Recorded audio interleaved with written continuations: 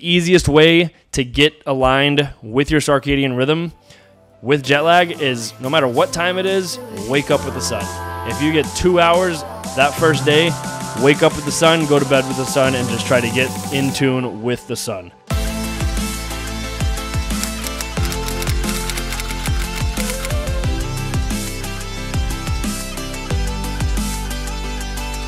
All right, my friends, hello and welcome back to another episode of The Morning Takeaway.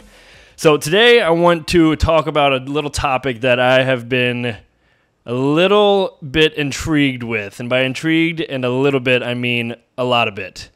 I have been listening to hours on end of podcasts about sleep and recovery and just how to take it more seriously. And as I'm saying this, I realized that the last episode that I did was talking about being too obsessive. But as I said, create that balance and you can find ways to combat that and work it in a healthy way, right? So before we get going, if you haven't already, don't forget to like this video, comment, subscribe, and don't forget to turn on the post notifications. There's a little red bell icon, so you'll be the first one to see. It helps me out as well. And if there's anything that I say that maybe you want to apply to your own life or think somebody else might take away from this video, and it might help them as well, because after all, sleep is the number one priority that we should really be focusing on before movement and everything else. So if there is anything, please share this. It's the biggest way that you can pay me back. And yeah, let's get going. So I want to first talk about two names. If you want to learn anything about sleep, number one is Matt Walker, and number two is Andrew Huberman. So these two guys are sleep experts. Really, just Matt Walker. Andrew Huberman does a lot of great science-backed stuff.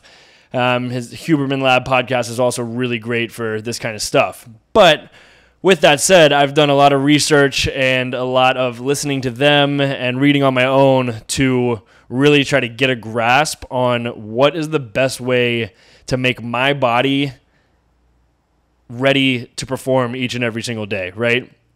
And I think this is something super valuable for everyone, even if you're not moving. If you're going to work every single day and you need to feel that extra natural energy and how to really get the most out of your work days, not crash, and be productive, essentially, right? And I think we can all attest to when you have those days and those productive days, you're checking off things off the productivity list and you feel like you're creating that momentum, as we've talked about before, that you just get in that flow state and everything's better. And then you go home and you're ready for bed and you're ready to do it all over again. But it's the habits and the practices that build up to get you there, and some things that some people might not understand, so or know about and be, I didn't know about some of the stuff that I'm going to talk about. So with that said, I have been really trying to take my sleep a lot more seriously the past, especially 2 weeks, I think, just because I've actually been home and I've gotten in my grind on the food and paying attention to what goes in my gut and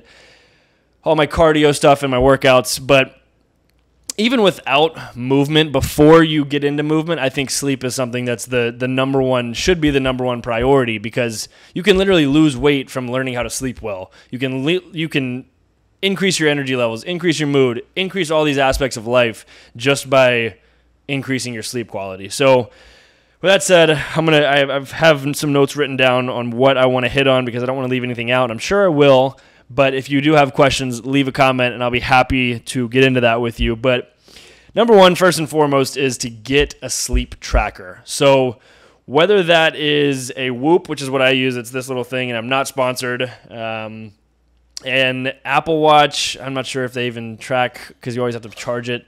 There's a great app called Sleep Cycle. I think it's like $35 for the year. You set it on your nightstand, and it's able to track different things. And then an Oura Ring. I have not tried that one, but I've heard that is really, really accurate and really fun. I don't know why I said fun, but a really accurate way to track your sleep. And with that said, there's a lot of different things and metrics that it measures that you may not know exactly what they are. But realistically, you should really be paying attention to your HRV, which is your heart rate variability. It's basically the amount of time between heartbeats. And The higher it is, the quote-unquote healthier you are, and you should probably aim to be in a range from 50 to 100 as an average, maybe sedentary human being. 50 or below, you start getting into some problems. But just for, I guess the initial way to start tracking your sleep, you should have something to track it, right? And these apps do a really great job of kind of informing you on what different metrics mean. I know Whoop does a great job with emails and all this stuff, but again, I'm not sponsored. It's just something that I've come across, and it's the one that I'm using right now. I would like to get into the Aura at some point, but yeah, so that's number one, and it kind of gives you the, if I was sleeping, if I was out partying the night before and hammered, the next morning, it's usually in the red, anywhere from 1 to 22%. I have been at 1% before. And then nights like the past week, I've been in the green, anywhere 77% to last night I was 88%. And there's so many different things that go into that. But this past week is what I want to get into. So number 2 on my list, and there's not going to be, I have 7 things, but I'm not going to label this the 7 sleep hacks. I might. Kind of has a ring to it. But number 2 is your circadian rhythms. And your circadian rhythm is essentially what is keeping you awake, right? And it is what your body is aligned with the sun. And if you think back to a primitive being and style and way of life, right?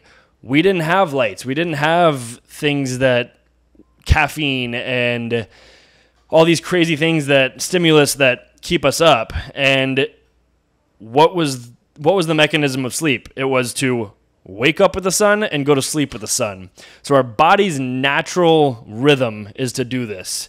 So in order to set that circadian rhythm, you really want to try to get in a habit of, again, going to sleep with the sun, waking up with the sun. For some people, for me, the sun sets at 8 something here, and then the sun rises at 5:58, and I wake up about 4:45, 5:15, and we'll get into some other hacks right there. But now we're getting into melatonin, and melatonin is, there's a couple things I want to hit on with melatonin, but melatonin is a growth hormone.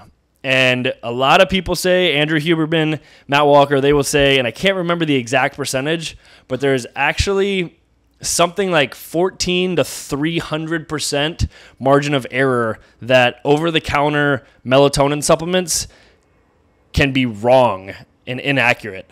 So they say don't take over-the-counter melatonin. I have done that before, and I wake up feeling groggy. I don't ever feel great, and I don't feel naturally ready to go, right? So maybe that's attributing it to it, but I thought those numbers were pretty crazy, 14 to 300% inaccurate. That's insane, and it's just a marketing scheme, right?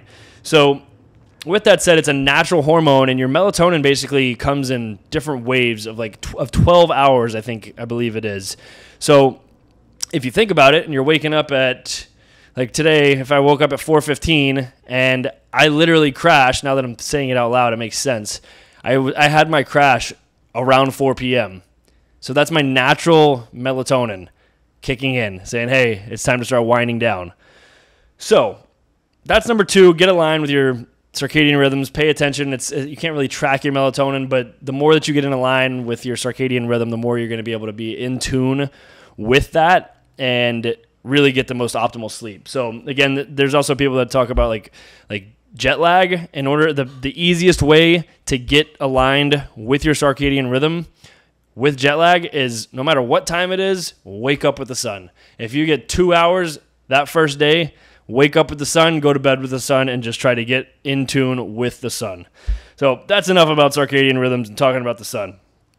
Number 3, we're going to talk about light. So light is also something that affects these circadian rhythms. And whether it's in the morning or at night, there's different forms of light that basically are able to hinder or help your awakeness and your melatonin levels. So specifically, I want to talk about red light and blue light. So blue light is all the screens that we get, the bright lights, there's also something called UVB light that you get from the sun, and that's actually one of the best ways to wake up. So all kinds of biohackers will tell you, if there's one thing that could change your life or natural energy, it's to wake up and go immediately outside, take a 15 to 30 minute walk, be outside in the sun, no sunglasses, let your eyes absorb that natural light.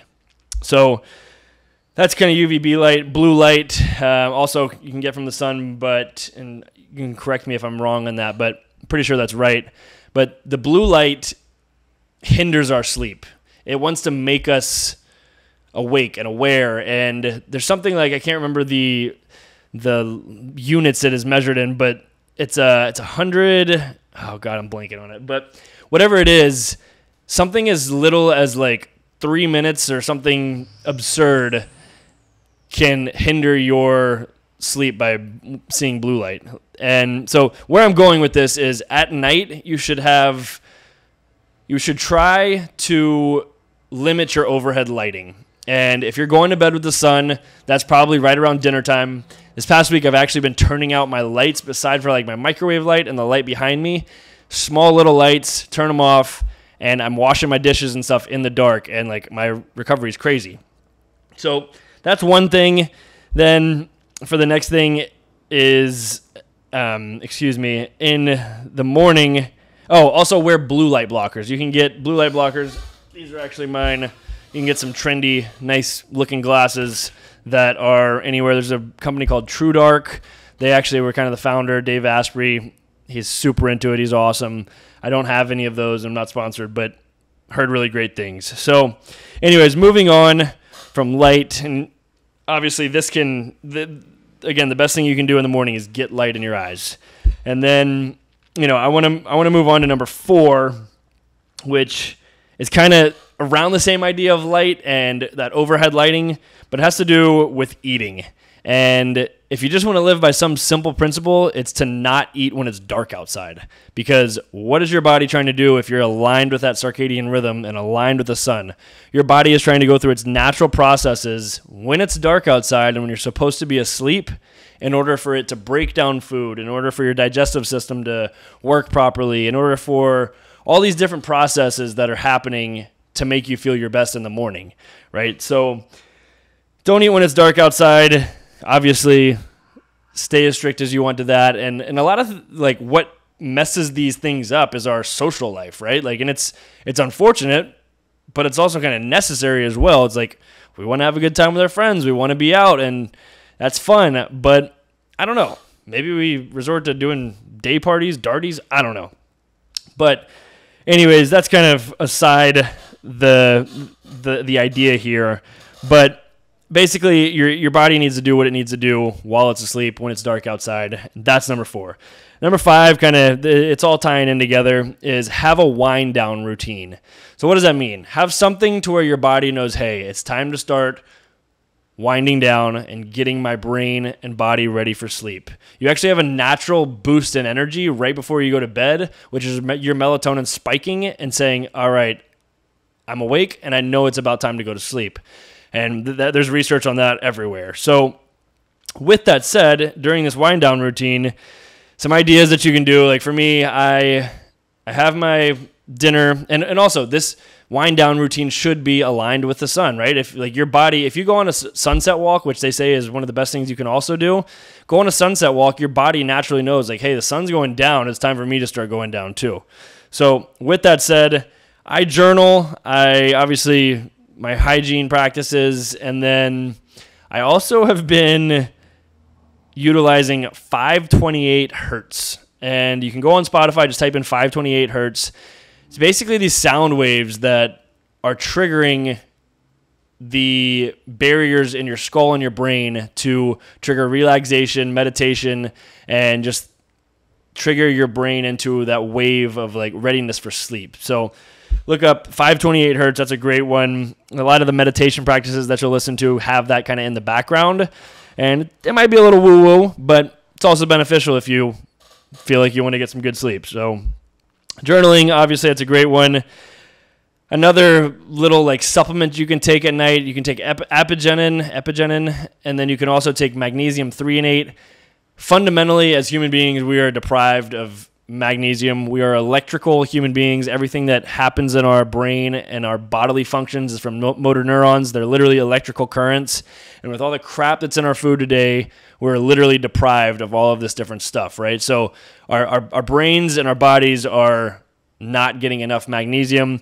Magnesium threonate is one of the only forms of magnesium that can penetrate the blood-brain barrier in order for it to work most efficiently with our pathways. So that's a great one, and Epigenin kind of supplements that. And then obviously your lights off, or if you want to have that red light at night, the red light kind of simulates the sun going down, super dim, super low. Obviously reduce your screens, turn the brightness all the way down. And then one last random one is not really random, but gratitude. I was actually reading in my last book that a lot of sleep hackers will say that practicing gratitude right before you go to sleep, if you can think of one thing that you're super grateful for as you're going to sleep, your body can get into a state of restoration and a state of natural melatonin quicker. So that's super. That was one of the last things that I read in my last book, and I thought it was super interesting. But there's an art to gratitude. Gratitude is a muscle, and that's a whole another podcast. But I think there is something to that, right? If you can think about something, gratitude, you don't just say like, I'm grateful for this, that, the other, like, and you can, but you also have to feel what you're saying, right? And if you feel that, you're taking that gratitude to a whole nother level and sending all kinds of different neurological messages in and out of your brain, up and down your body. It's meditative. So that being said, our last two kind of little hacks and ideas around sleep. One is sleep in the pitch black. If there are lights on, it was the same idea with the units of measure for sleep, and 100 units can literally delay your sleep. And like, I can't remember the exact analogy they used, but it's pretty significant. Like one little light can really mess you up. And so that's number 6. Number 7 is taking hot showers at night and cold showers in the morning. I've talked about this before, but I just want to give you this example from probably a little bit more logical perspective. So when you take a hot shower at night, what does that do? Your body automatically wants to get you back to homeostasis, so it works harder and spends more energy, therefore you're going to be more tired, and also works harder to cool down your body. If your body is hot, it's going to work harder to make it cold. You sleep better when you're cold. That's just a physiological principle. There's all kinds of science behind it that you sleep better when you're cold. So with that said, on the opposite end of the spectrum, when you wake up, taking a cold shower, yes, you're going to be super cold as soon as that cold water hits the skin, but your body's going to work really hard to heat you up. And if you can heat your body up when you start the day, why wouldn't you get going in the right way? So anyways, I'm a freaking poet, but those are just 7 little things. And, if there's something you took away, please share it. Let me know in the comments what you took away. Before we end this thing, I've been kind of rambling on for a pretty long time here. We're going to get our random question in here for the day from our random question generator. If it wants to load, I'm going to give it about 0.7 seconds before I just say, no, this is not going to work. Exit page. Yep, we're not doing it. All right, so anyways, if there's something that you liked on here, enjoyed, want to share with somebody else, don't forget to like, comment, subscribe, turn on the post notifications, and I will see you next time. I guess this is Thursday, so I will see you on Sunday for a vlog. So with that said, have an awesome freaking day, and don't forget to smile.